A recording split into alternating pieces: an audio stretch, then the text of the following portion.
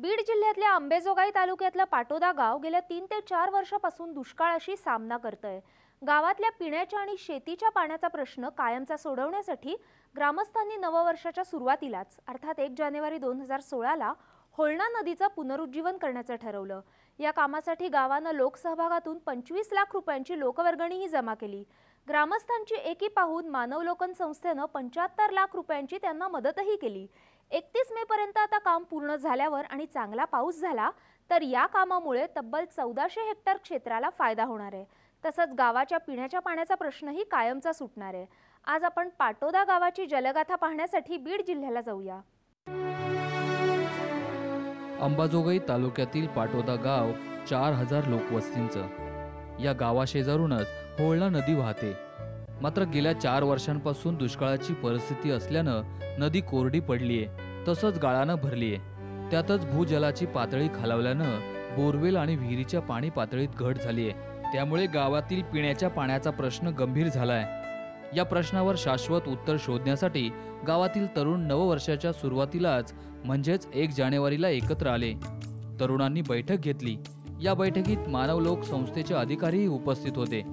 गावातील दुष्काळ कायमचा दूर करण्यासाठी होळणा नदीचं पुनर्जीवन करण्याचं ठरवण्यात आलं।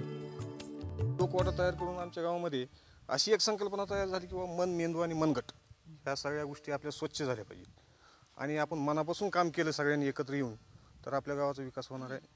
मग या अनुषंगाने आम्ही 1 जानेवारीपासून श्रमदानामध्ये एक ओढा जवळजवळ 2 किलोमीटरचं अंतर आहे तो पूर्ण करून नुकताच हा दुसरा ओढा सुद्धा आम्ही सुरुवात केलेली आहे आणि नक्कीच आम्ही 31 मे पर्यंत 2 वडी पूर्ण केल्याशिवाय श्रमदानातून राहणार नाहीत।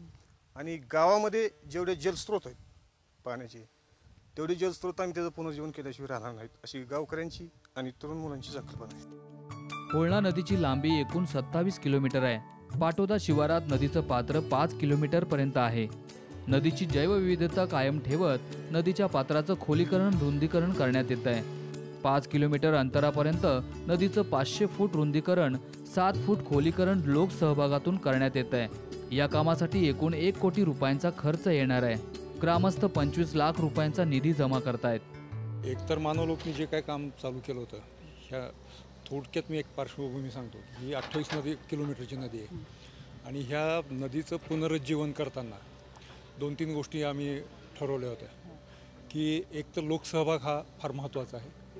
दुसरी गोष्ट म्हणजे ह्या नदीची नॅचरॅलिटी किंवा ज्याला इको सिस्टीम जी आहे ही कशी बरकरार राहील ह्याचा आम्ही थोडासा विचार केला होता। आणि जेव्हा लोकांशी आम्ही बोललो की त्यांना आम्ही सांगितलं की बाबा 25% लोकसहभाग आणि उर्वरित 75% हा मानवलोक म्हणजे वेगवेगळे जे डोनर्स आमच्याकडे आहेत तर त्या डोनर्सच्या आणि मानवलोकच्या सहभागातून हे काम आपण पुढे चालू ठेवलेलं आहे। ही खोली ही आम्ही 2 मीटरच्या खाली जाणार नाही आहेत। 2 ते 3 मीटर फार झालं त्याच्यापेक्षा जाणार नाही। जिथं कुठं वाळू लागेल तो वाळूपाशी आम्ही थांबणार आहे। जो सिल्ट आलेला आहे गाळ ज्याला म्हणतो आपण तो गाळ फक्त आपण इथं काढून टाकतोय। ह्या पद्धतीने काम चालू आहे की मी मगाशी सांगितल्याप्रमाणे की इकोसिस्टीम जी आहे ती इकोसिस्टीम डिस्टर्ब न होता आपल्याला इथं आपण काम करायचा प्रयत्न करतो। त्यामध्ये आपण काही जिओलॉजिस्टचं पण आपण काही ओपिनियन ह्या घेतले ते आणि टेक्निकली कसं साऊंड होईल यावर आम्ही थोडासा लक्ष दिलेलं आहे। आर्थिक सहभागासह ग्रामस्थ श्रमदानही करतायत। आठवड्यात 3 दिवस पुरुष आणि 3 दिवस महिला श्रमदान करतायत। दररोज सकाळी 6 ते 8 या वेळेस 600 ग्रामस्थ नदीच्या रुंदीकरण खोलीकरणात श्रमदान करतायत। 5 किलोमीटर नदीचं रुंदीकरण खोलीकरण केल्यास 20 लाख कोटी लिटर पाणीसाठा जमा होणार आहे। यामुळे गावातील सुमारे 1200 हेक्टर क्षेत्राला फायदा होणार आहे। तसंच यामुळे विहिरी आणि बोरवेल्सच्या पाणी पातळीत वाढ होऊन गावातील पिण्याच्या पाण्याचा प्रश्न कायमचा सुटणार आहे। एवढ्या 5 किलोमीटर जर पाणी थांबलं तर 20 लाख कोटी लिटर पाणी ॲट अ टाइम थांबणार आहे आणि त्याचा एक 5 गावाला इथं पिण्याच्या पाण्यासाठी त्याचा उपयोग होणार आहे। आणि आमच्या गावचे एकूण क्षेत्र आहे 1400 हेक्टर पैकी डायरेक्टली सिंचनाखाली 700 हेक्टर आमचं डायरेक्ट नदीला सिंचनाखाली डायरेक्ट येणार आहे आणि इनडायरेक्टली तर पूर्ण शिवारच आमचा भिजणार आहे। श्रमदानाला सुरुवात केली। श्रमदानाला रोज एक 50-60 लोक उपलब्ध झाले। सुरुवातीला थोडी अडचण आली, नंतर वाढत आज चांगला रिस्पॉन्स मिळतोय गावाला। लोकवाटा आणि लोकसहभाग लोकांनी भरभरून लोकसहभाग आम्हाला दिला. 25 लाखाचा टार्गेट होता. आज रोजी आमच्यापाशी 20 लाख रुपये जमा आहेत. आम्ही संस्थेला तसे 15 लाख रुपये वर्ग पण केलेत. 20 लाख रुपये आज पूर्ण जमा आहेत आमच्याकडे. होळणा नदीच्या जलसंधारणाच्या कामासाठी तज्ज्ञांची मदत घेण्यात आली आहे. त्यामुळे शास्त्रशुद्ध पद्धतीनं काम होतंय. तसंच या कामामुळे पाटोदा गाव दुष्काळमुक्त होणार आहे. गावकरी परिस्थिती स्वतः सुरुवातीला आधी गाव काम करत होतं.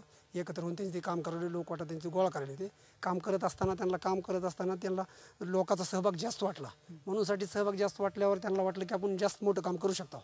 असं वाटल्यामुळे त्यांनी मग म्हणले की आपण मशीननं पुढं काम चालू करू.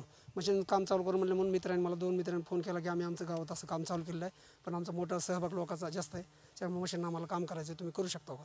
मग माझ्याकडे 2 मशीन असल्यामुळं मी मित्रांना भेटलो. त्यांनी सांगितलं त्यांची सगळी तयारी वाटली. भावाचा रेटचा जो ठरवायचं तर ते म्हणले मी म्हणलं करतो. गावाची एवढी तयारी असेल तर मी पण करतो. मानव लोक जी मला भाव देईन, जी रेट देईन ती मला मान्य राहील.